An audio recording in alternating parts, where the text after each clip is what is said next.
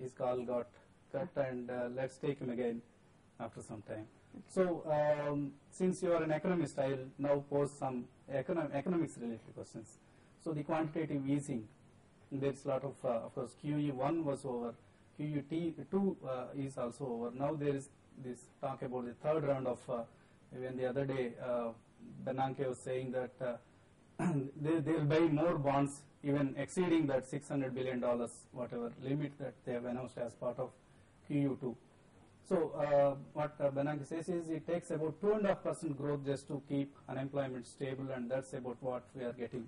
So, by what time do you think Bernanke's job will be over in terms of reviving the economy? Well, he himself, I know, told the press this weekend that he thinks it'll take some years, perhaps as long as 4 or 5 years, for employment rates to come back down to what we consider normal levels. The economy is on the way. It's moving forward. We've stopped the decline in the U.S. economy. We've stabilized and we've started to restore growth. It's just that it's the problems that took place, the financial bubble that burst, has had a profound impact, and so it's not an immediate process, but it is moving in the right direction. Okay, before going deeper into the economy-related issues, there is another guest here, Mr. J. Chaudhary. He's co-chairperson FICCI. FICCI is another big industrial body in India. So he's waiting in the telephone line now. So Chaudhary, good afternoon. Good evening. Good afternoon, madam. This is Chaudhary. I met you earlier also. I mentioned to you that I was founding chairman for the American Chamber of Commerce for Hyderabad chapter. Yes, I remember well when we met. It's good to talk to you, Mr. Chaudhary. Yeah. So basically, we wanted to actually check with you, madam. You must have taken a lot of initiatives for bridging the trade and commerce between India and US, particularly Andhra Pradesh and United States. So have you taken any particular measures bringing any delegation to Hyderabad? Because Hyderabad is now the educational capital of the country, the pharma capital of the country, construction capital of the country, even IT also. We are somewhere number 4 or number 5th position. So in any of these areas, I mean, are you having any specific plans to enhance the trade and commerce between US and Hyderabad and Andhra Pradesh, madam? Absolutely. I look forward to doing whatever I can to help build that commerce and that trade. It happens largely, it's in the hands of our private sector partners. As you know, as a business person, business-to-business linkages can be facilitated by government, but they can't be ordained by government. What we are trying to do is to try and support them however we can. I had a meeting with a mission that was visiting here under the auspices of the U.S.-India Business Council that was specifically looking at opportunities in the life sciences and biotechnology. I also was pleased that we were able to host a visit from the Director General of the Foreign Commercial Service. That's an Assistant Secretary of Commerce in the U.S. And while he was here, he was exposed to a wide variety of business opportunities in the Hyderabad area, and he was challenged by his interlocutors to try and bring some trade missions here to Hyderabad. So I hope we'll be able to make all of those things happen. I can't show you a laundry list of results. I've only been here 3 months, so these things do take time to get off the ground, but it's certainly a high priority for us. And we welcome any suggestions you have about ways the consulate can be helpful in building business between the U.S. and India. Yeah, thanks a lot, ma'am. Actually, we took a delegation from Andhra Pradesh to Seattle. Foreign Minister was also, responsible in taking the delegation to the state of Washington. Actually, we expected one delegation coming from state of Washington to Hyderabad. They actually promised us that within a year they're planning to bring a delegation to. We request you to probably initiate that this thing so that we can have interaction with U.S. delegation who are likely to visit Hyderabad, ma'am. I'll certainly do what I can to follow up with the state of Washington. I know that there were a lot of important contacts made, and we want to make sure that those prove as fruitful as they could be. Okay, so thank you, Chaudhary Garu. Now there is Shakti Sagar, President CIAP chapter. He is also waiting on the line. Good evening, Shakti. Good evening, Vasanth. How are you doing? fine. Thanks, Shakti. Thanks for coming onto the phone line. Now, Katherine is here. So, would you like to ask her any question related to the CAI or even business relations between US and Andhra Pradesh? Yeah. Good evening, Katherine. This is Shakti here, Shakti Sagar. How do you see that we could strengthen the relationship and look at joint ventures between U.S. companies and Indian companies, especially on the infrastructure, given that the Indian government is looking at enhancing the infrastructure right across? I think that sounds like an area that's very promising. You know, the public-private partnerships in which companies come in as joint ventures, they build infrastructure, they can maybe operate it.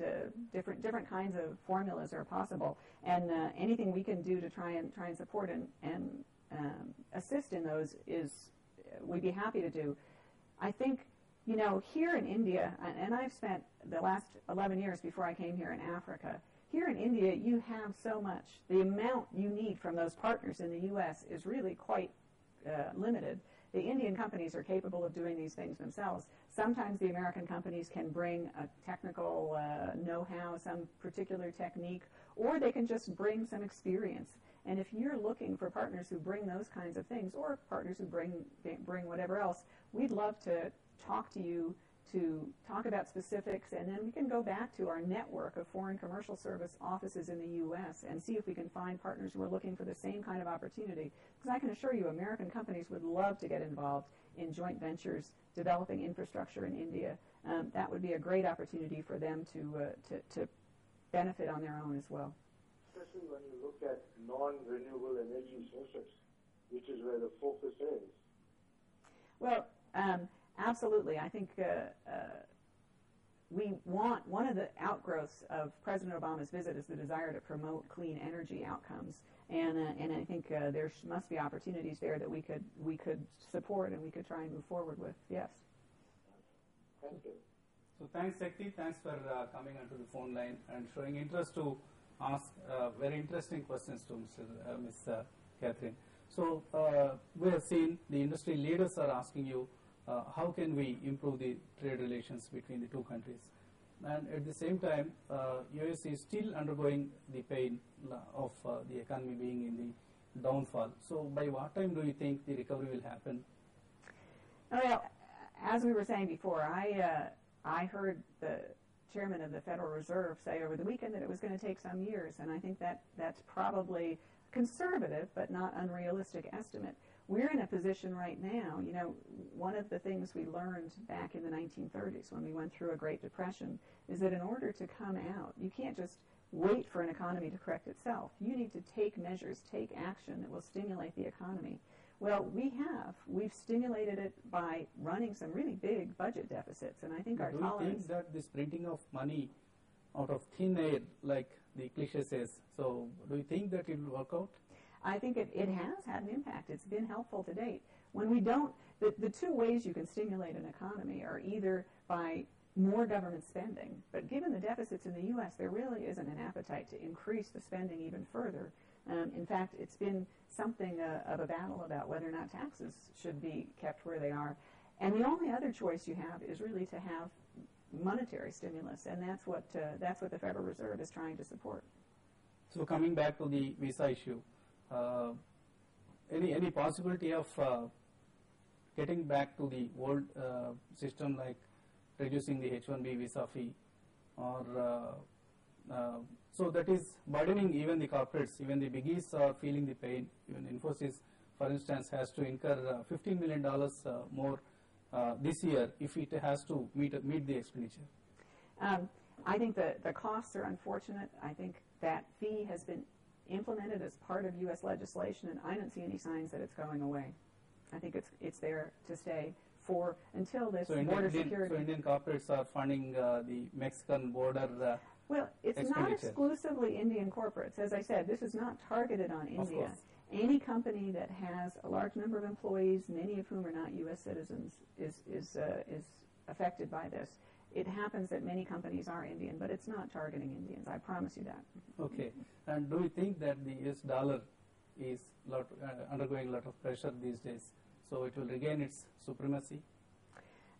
Well, you know, you were talking about the Federal Reserve Bank quantitative easing, and as long as that goes on, the dollar will not strengthen dramatically. But I have to say, one of the reasons that we've been able to take these kinds of measures is even today, there's still an appetite for dollars around the world. It's still a reserve currency. It's still a store of value that many want to hold. So I think we'll never go back to a world in which the dollar dominates the way it did in the immediate years after World War II. The U.S. economy was the only one that was really flourishing at that time, and so, of course, the dollar was king. Just as we'll never go back to a world in which politically the U.S. plays the same kind of dominant role. We now have risen partners like India who are going to be playing important roles around the world, and we're not interested in being the dominant partner. We're interested in being a partner. So some countries are, of course, criticizing, like China or even Germany, West Germany. So they are criticizing US for this quantitative easing methodology that they have adopted, because the dollar will, as you said, the dollar value will come down, and their currencies have to, of course, their exports to a large extent will get affected. I understand that there is criticism along those lines. Because the U.S. economy is such a large economy, when we take a measure that's designed to have effects domestically at home, such as increasing our government spending or increasing our money supply, the major effects do stay domestically at home. But of course, there's some leakages across the borders. The reasons that we're practicing this monetary policy have nothing to do with the international arena. It's not designed to weaken the dollar. It's designed to stimulate demand for within the U.S. and to support U.S. jobs. So it's not primarily an internationally motivated strategy. It's aimed at what's happening at home in the U.S. Okay, so I'll be going back and forth to the visa issue, because a lot of people in Hyderabad are interested in a U.S. visa, be it a B1 or H1 or whatever. So if you see, sometime back there used to be more H1B visas than the business visitor visas like B1 or B2. But these days the trend has reversed. So any chances of going back to the old situation? I think, yeah, probably there's a lot more interest out there in visas than there is in quantitative easing, and I get too involved in answers as an economist. We process visas as they come in, and the number overall in India has been growing in recent years. We're taking in the applicants who come. I don't know that there's a particular trend in one direction or another. At the moment, we've got a high surge in student visas because it's one of those times of year when students come in. But I think overall, we have a pretty steady stream of applicants from all the different categories. And if you see the visa office, your visa office here, you have about 500 appointments a day? That's right. We're able to handle just about 500 appointments a day. So any plans to increase that number, because 500 is a meager number, because people are going from here to Chennai or even Bombay to get their appointments. So even after having an office here. I'm very aware of that, and I know that getting an appointment at our consulate in Hyderabad is sometimes difficult. Sometimes they are waiting for more than 6 months. The issue right now, we'd like to increase, let me tell you that, we'd like to increase the number of people that we have moving through the consulate every day. The issue right now is that we're more or less at our capacity. Now, it's an added capacity for India. As you know, we just opened and started issuing visas in March in 2009, and very quickly found that the setup we have is at its limits. We are in a beautiful facility, the Paiga Palace, that very kindly the local government identified for us and that Huda has permitted us to occupy temporarily. It's a terrific place to do business, and every day when I drive up the front, the Central Business District. I'm so impressed with where we are. I'm pleased to be in the Central Business District, but it does, as we're standing there right now, it does have a certain limit. We've got so many windows that people can come up to, and that really means that we can't just keep adding more and more people. One of the things that I'm quite proud of here is that my consulates in the consular section do a great job of scheduling their appointments so that each person who comes for a visa interview can expect to have their appointment time and get in and out in a reasonable period of time. Overall in India, 97% of our applicants get their visa, or if they've been approved